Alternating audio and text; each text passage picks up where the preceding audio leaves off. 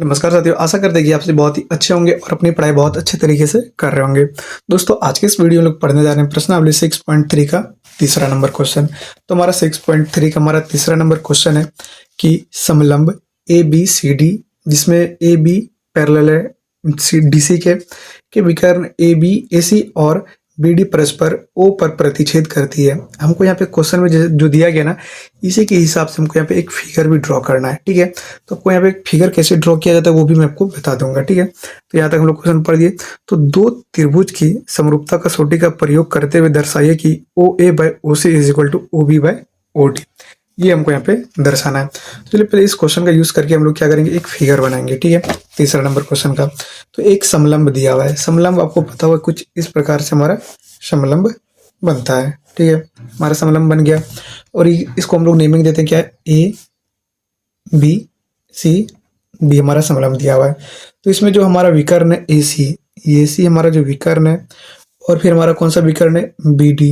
ये हमारा जो बी डी विकर्ण है, दोनों एक दूसरे को यहाँ पे ओ पर प्रतिच्छेद करती है। इतना हमारा जो जो हमारा दिया गया था क्वेश्चन में, उस हिसाब से हम लोग यहाँ पे इमेज बना लिए। तो हमको यहाँ पे क्या प्रूफ करना है कि ये जो हमारा ओ ए है, ओ A by O C, O A by O सी ये हमारा इक्वल है ये O B by O D के। ये लाइन और ये लाइन दोनों का जो अनुपात है वो आपस में इक्वल है, ये हमको यहाँ पे प्रूफ करना होगा। ठीक है, इतना हम लोग कर लिए।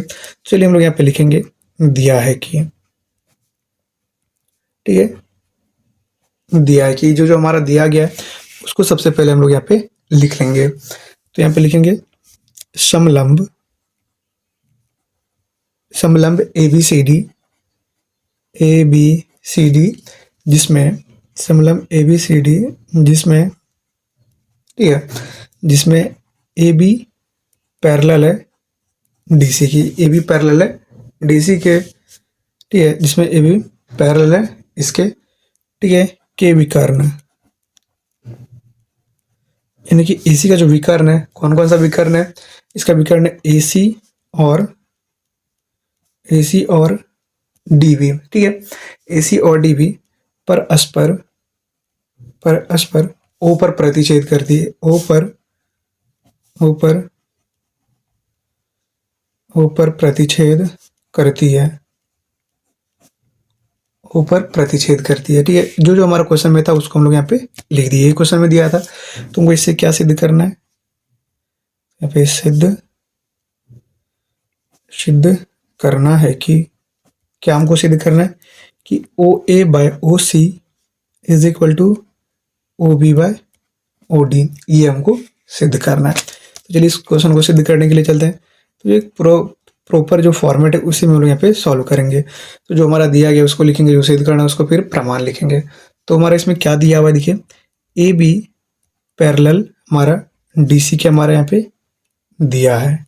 ठीक है, ये हमारा दिया है, चलिए दिया है, कोई दिक्कत नहीं है। तो इससे जब दोनों आपस में देखिए दोनों इक्वल है, तो इसका एकांतर कोण, इसका जो एकांतर कोण होगा ना ए बी ओ, ठीक है, कौन कौन सा, ए बी ओ, यानी ए वाला जो कोण है ये इक्वल होगा यहाँ पे डी ओ सी, यानी कि डी सी ओ। ठीक है, डी सी ओ, ये वाला और ये वाला दोनों इक्वल होगा, क्योंकि दोनों ये दोनों पैरेलल है ना। तो ये वाला कोण और ये वाला कोण दोनों हमारा क्या होगा, इक्वल होगा, किससे, एकांतर कोण है। ठीक है, तो इसी तरह हम लोग यहाँ पे लिख देंगे, इसीलिए एंगल ए बी ओ, ठीक है, A B O is equal to angle यहाँ पे D C O, angle D C O. ठीक है, किससे, ये एकांतर कोण है हमारा, ये हमारा एकांतर कोण है, ये हमारा समीकरण इसको एक मान लिया। ठीक है, यहाँ तक में तो कोई प्रॉब्लम नहीं है। अब क्या क्या हमको यहाँ पे सिद्ध करना है, ये हमारा O A by O C is equal to O B by O D है। तो इसको सिद्ध करने के लिए अगर हम लोग यहाँ पे जो हमारा ए ओ बी है और यहाँ पे सी ओ डी है, दोनों को अगर आपस में समरूप कर लेंगे तो ये हमारा प्रूव हो जाएगा, क्योंकि दो समरूप यानी त्रिभुज की जो संगत भुजा का अनुपात है वो हमारा इक्वल होता है। तो चलिए हम लोग दोनों को पहले समरूप करते हैं। तो यहाँ पे लिखेंगे अब त्रिभुज ए ओ बी और